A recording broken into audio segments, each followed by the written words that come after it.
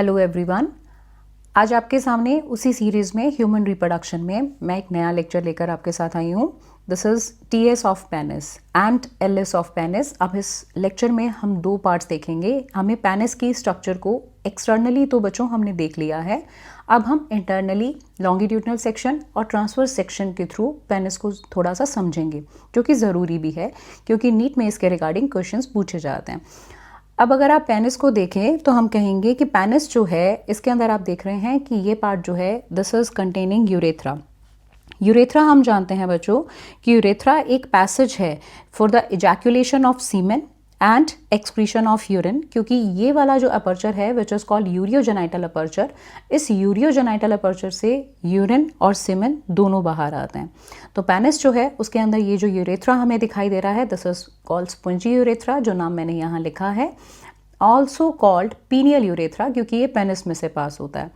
Penis जो है आप देख रहे हैं कि शेप में तो पेनिस सिलेंड्रिकल है, ठीक है, और ये जो पेनिस है इसमें मेनली 3 पार्ट्स हैं। यहाँ वाला पार्ट जो है इसे हम कहेंगे this is called root of penis, ठीक है। उसके बाद this complete part is called body of penis, ठीक है, और आगे वाला पार्ट जो है this is called glans penis. तो 3 पार्ट्स में आप कह सकते हैं पेनिस की पूरा जो पोर्शन है पेनिस का वो डिवाइडेड है body, root and glans penis. Root, body and glans penis.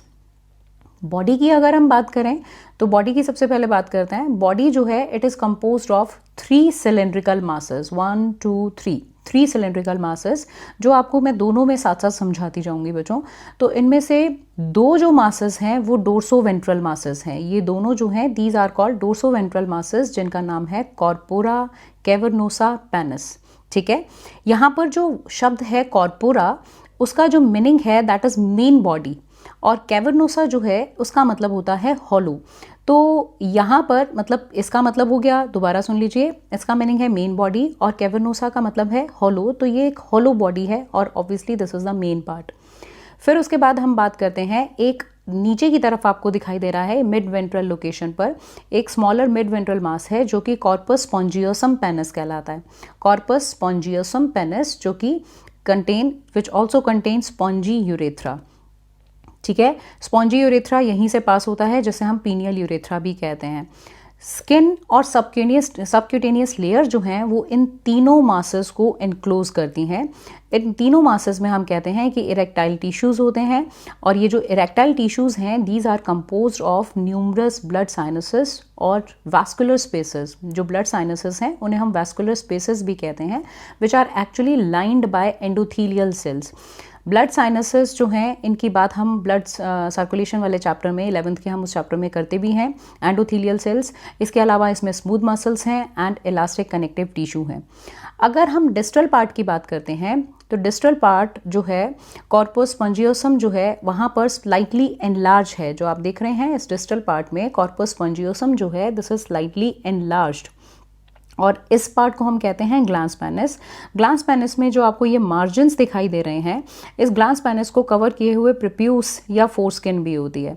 अब ये जो मार्जिन्स यहाँ पे आपको दिखाई दे रहे हैं ये कॉर्पस स्पॉन्जियोसम, आप देख रहे हैं कि ये जो कॉर्पस स्पॉन्जियोसम है वही आगे की तरफ ये मार्जिन्स बना रहा है, जिन्हें हम कोरोना कहते हैं। ये आगे की तरफ ये इस तरह से एनलार्ज होकर कोरोना है, और कोरोना ही इस पार्ट को बना रहा है जिसे हम ग्लैंस पेनिस कहते हैं। और ये ग्लैंस पेनिस जो है ये प्रिप्यूस या जिसे हम फोरस्किन कहते हैं उससे कवर होता है।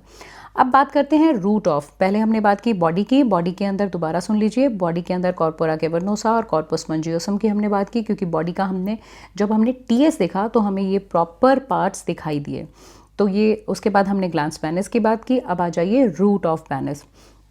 रूट जो है वो पेनिस का अटैच पार्ट है, जिसमें एक नाम आपको दिखाई दे रहा है this is called bulb of penis. Bulb of penis के अलावा इसके अंदर एक नाम आपको और दिखाई दे रहा है this is cross of penis. Cross जो है इसे क्रस वर्ड का मीनिंग जो है that is called resembling a leg. इसे क्रूरा CRURA क्रूरा ऑफ पेनिस भी कहते हैं। एक्चुअली जिसकी हम बात कर रहे हैं are the part of corpora cavernosa. ये जो पार्ट है ये कॉर्पोरस कैवर्नोसा के पार्ट हैं। ये क्रस ऑफ पेनिस जो है, ये जो क्रस ऑफ पेनिस है ये इस्चियल रेमस से फर्मली जुड़ा होता है। किससे? Ischial ramus. अब आप जानना चाहेंगे कि इस्चियल रैमस जो क्या है, तो आपने नाम सुना होगा। इस्चियल रैमस जो है ये वैसे बेसिकली इस्चियम बोन का पार्ट है, जो कि कॉक्सल बोन का पार्ट है। इस्चियम बोन कॉक्सल बोन का पार्ट है, जिसका बात हम स्केलेटल सिस्टम 11th में करते हैं। अब एक बात और आपको पेनिस के बारे में जो जानना ज़रूरी है, ये तो हुई स्ट्रक्चर्स के बेस पर बातें। अपॉन सेक्शुअल स्टिमुलेशन, जो पेनिस की बात कर रही हूँ, फंक्शन की बात कर रही हूँ कि सेक्शुअल स्टिमुलेशन।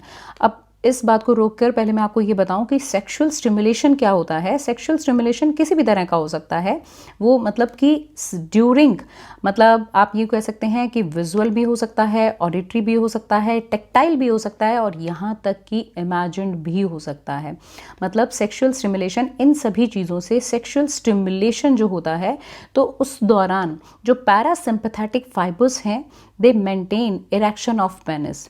पैरासिम्पैथेटिक फाइबर्स जो हैं, they produce and release nitric oxide, NO। हम NO के बारे में भी हम ब्लड सर्कुलेशन वाले चैप्टर में बात करते हैं। ये NO जो है ब्लड वेसल्स को डायलेट करता है। हम बात कर रहे हैं पैरासिम्पैथेटिक फाइबर्स की, which maintain erection of the penis. NO जो है वो ब्लड वेसल्स को डायलेट करता है, जिससे कि इरेक्टाइल टिश्यूज जो हैं, जो हैं उनके ब्लड वेसल्स में लार्ज अमाउंट में ब्लड एंटर कर जाता है, जिस which cause widening of blood sinuses and lead to penis erection. Widening of blood sinuses and this lead to penis erection. एक टर्म जो बीच में मुझे आपको बतानी याद आती है, दैट इज पेरिपिज्म। पेरिपिज्म जो है उसका मीनिंग है painful erection of the penis. Although इसका कोई क्वेश्चन मुझे याद नहीं आता, बट एक टर्म जो है वो याद आ गई, इसलिए आपको बता दी। आप अपने नोट्स में इसे ऐड कर लेंगे, PERIPISM, पेरिपिज्म, जिसका मीनिंग है पेनफुल इरेक्शन। ये इसका मतलब एक्चुअली ये भी है कि जो ब्लड वेसल्स और नर्व जो है उनके अंदर एबनॉर्मलिटी आ जाती है, तो उसकी वजह से ये पेनफुल इरेक्शन होता है। एंड द लास्टली, अब हम डिस्कस करेंगे एक छोटा सा पार्ट। वैसे तो नाम बहुत सिंपल है, हम कहेंगे एजैकुलेशन। एजैकुलेशन क्या है? जस्ट थ्रो आउट, और you can say release of semen. But थोड़ा सा इसको भी सुन लीजिए, समझ लीजिए कि एजैकुलेशन का मीनिंग है powerful release of the semen from urethra to outside. और इस बात को आप प्लीज अंडरलाइन करके लिखेंगे that excuse me, it is a sympathetic reflex. जो एजैकुलेशन है that is a sympathetic reflex. इस रिफ्लेक्स में यूरिनरी ब्लैडर, आपको याद होगा जो हमने डायग्राम मेल रिप्रोडक्टिव सिस्टम का बनाया था, उसमें जो यूरिनरी ब्लैडर है उसके बेस पर इंटरनल स्फिंक्टर होता है। जब आप एक्सक्रीशन वाला चैप्टर पढ़ते हैं तो उसके अंदर जब हम स्ट्रक्चर बनाते हैं यूरेथ्रा की, तो वहाँ पर हम बताते हैं कि इंटरनल और एक्सटर्नल स्फिंक्टर 2 होते हैं। तो यूरिनरी ब्लैडर जो होते हैं, यूरिनरी ब्लैडर का जो बेस होता है, यूरिनरी ब्लैडर जो है उस ब्लैडर के, यूरिनरी ब्लैडर जो है उसके बेस पर 2 स्फिंक्टर होते हैं। अंदर की तरफ होता है इंटरनल स्फिंक्टर और बाहर की तरफ होता है एक्सटर्नल स्फिंक्टर। तो जो इंटरनल स्फिंक्टर है वो क्लोज हो जाता है। अगर इंटरनल स्फिंक्टर क्लोज हो जाएगा तो उससे यूरिनरी ब्लैडर के अंदर जो, ये देखिए यहाँ पर देख लीजिए, यहाँ पर वैसे मैंने दिखाया भी है कि यूरिनरी ब्लैडर है और यहाँ पर ये तो यूरेथ्रा वाला पार्ट ही है। तो यहाँ पर इंटरनल स्फिंक्टर जो है वो क्लोज हो जाता है, जिससे यूरिन बाहर नहीं आ पाता during the time of ejaculation. एक बात मुझे जो आपको और बतानी है वो ये कि कभी भी आप इजैकुलेशन जो है उसको कंफ्यूज नहीं करें एमिशन से। एमिशन तो है सीमेन का स्मॉल वॉल्यूम जो बिफोर इजैकुलेशन बाहर आता है। एमिशन, EMISSION, एमिशन का मतलब है सीमेन का स्मॉल वॉल्यूम जो बिफोर इजैकुलेशन बाहर आता है, उसे एमिशन कहते हैं। एमिशन जो है बच्चों वो तो स्लीप टाइम में भी हो जाता है, जैसे नॉक्टर्नल एमिशन कहेंगे, बट इजैकुलेशन जो है that is powerful release of semen from the urethra. ठीक है, और कहाँ होता है ये? आउटसाइड। तो बेटा ये हमने किया LS ऑफ पेनिस और हमने कंप्लीट किया TS ऑफ पेनिस। टॉपिक ज़रूर छोटा सा था, पर इस टॉपिक से रिलेटेड क्वेश्चंस नीट में पूछे जाते हैं। Thank you.